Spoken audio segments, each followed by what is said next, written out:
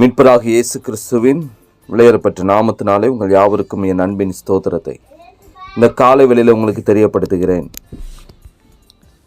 கொலோசியருக்கு எழுதின நிருபம் 3ஆம் அதிகாரம் 1வது வசனத்திலே இவ்வாறாக வாசிக்கிறோம். நீங்கள் கிறிஸ்துவுடன் கூட எழுந்ததுண்டானால் கிறிஸ்து தேவனுடைய வலது பார்சத்தில் வீற்றிருக்கும் இடத்திலுள்ள மேலானவைகளை தேடுங்கள் என்று சொல்லி பார்க்கிறோம். இந்த கண்பான தேவனுடைய பிள்ளைகளை, இந்த பூமிக்குரியவைகள் பரலோகத்துக்குரியவைகள் என்று இரண்டு விதமான காரியங்களை பிரித்து பார்க்கலாம். ரட்சிக்கப்பட்டு ஞானஸ்நானம் பெற்றவர்கள் மேலானவைகள் எவைகளோ அவைகளையே தேட வேண்டும் என்று சொல்லி பரிசுத்த ஆவியானவர் நாட்களை வாஞ்சிக்கிறார். ஒரு வானொலி பெட்டியை அல்லது ஒரு தொலைக்காட்சி பெட்டியோ வாங்கிய ஒருவர் அதை சரியாக இயக்க வேண்டுமானால் அதற்கேற்ற அந்த கேட்லாக்கை அவர் படித்தால் அதை சரியாக இயக்க முடியும், அல்லது அதை சரியாக ஒரு நாளும் அதை இயக்க முடியாது.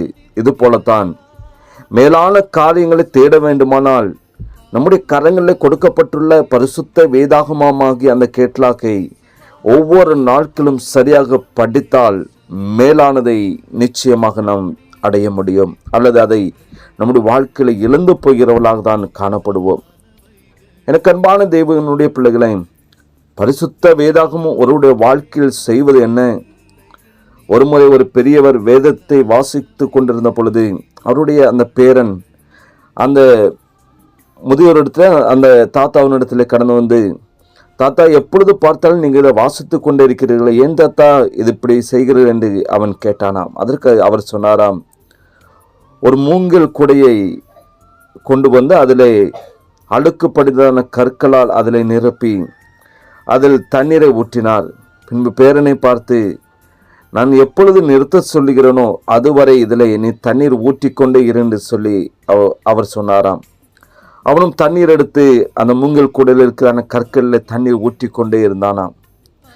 தண்ணீர் அந்த மூங்கில் கூடையில் நிற்கவில்லை. தாத்தாவை பார்த்து சொன்னான், தாத்தா, தண்ணீர் நிற்காத கூடையில் தண்ணீர் ஊற்ற சொல்லுகிறீர்களே என்று கேட்ட பொழுது அப்பொழுதுதான் அவர் சொன்னார், உள்ளே இருக்கிறதான அந்த கற்களை பார், அது எப்படி இருக்கிறது என்று கேட்ட பொழுது அது மிகவும் சுத்தமாக காணப்படுகிறது என்று சொன்னானாம்.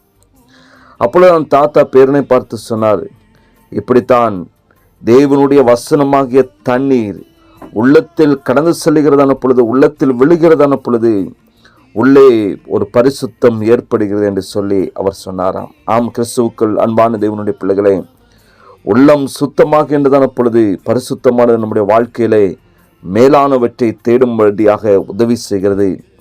எனவே ஒவ்வொரு நாட்களும் பரிசுத்த வேதாகமமாகிய அந்த சத்திய வசனத்தை கொண்டு மேலானவற்றை தேட கர்த்தர் நமக்கு உதவி செய்கிறவராய் காணப்படுகிறார். ஆகையினாலே பூமிக்குரியவைகள் அல்ல, மேலான காரியங்களை தேடும்படியாய் உங்கள் உள்ளம் வாஞ்சிக்கட்டும். மேலானவைகளை நாடும்படியாக உங்கள் வாழ்க்கையிலே நீங்கள் இடம் கொடுங்கள். அதற்கு பரிசுத்த வேதாகமும் உங்கள் வாழ்க்கையில் ஒரு அடிஸ்தானமாக காணப்படட்டும். ஒவ்வொரு நாட்களும் வேதத்தை நேசிக்கவும், வேதத்தை தியானிக்கவும், அதன்படி செய்யவும் கர்த்தர் உங்களுக்கு கிருபை செய்வாராக.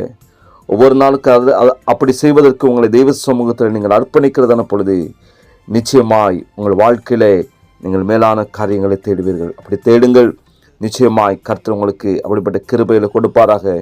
பரிசுத்த ஆவியானவர் உங்களை சரியாய் வழி நடத்துவாராக. செபிக்கலாமா? நேசிக்கின்றதான எங்கள் அன்பின் நல்ல தகப்பனே, அப்பா, ஆசீர்வதிக்கப்பட்ட அந்த காலை வேளைக்காய் ஸ்தோத்திரிக்கிறோமப்பா. நாங்கள் உம்மை அதிகமாக நேசிக்கிறோம் என்பதை அறிந்து கொள்வதற்கு நாங்கள் ஒவ்வொரு நாட்களும் மேலான காரியங்களை நாங்கள் தேடுகிறவர்களாக தகப்பனே யாவருக்கு நீங்கள் கிருபை செய்யும்படியாக நாங்கள் செபிக்கிறோமப்பா. நாங்கள் ஒவ்வொரு நாட்களும் வேதத்தை நேசிக்கவும், வேதத்தில் காணப்படுகின்ற சத்தியங்களை, மேலான காரியங்களை அறிந்து கொள்வதற்கு தகப்பனே யாவருக்கும் அப்படிப்பட்ட வாஞ்சியும் விருப்பத்தையும் இந்த காலை பொழுதிலே பரிசுத்த ஆவியானவர் நீர் கொடுத்து நீர் வழிநடத்துவீராக. சத்தியத்தின் பாதையிலே ஒவ்வொருவரையும் வழிநடத்தும் உங்களுடைய கரத்தில் அர்ப்பணிக்கிறோம்.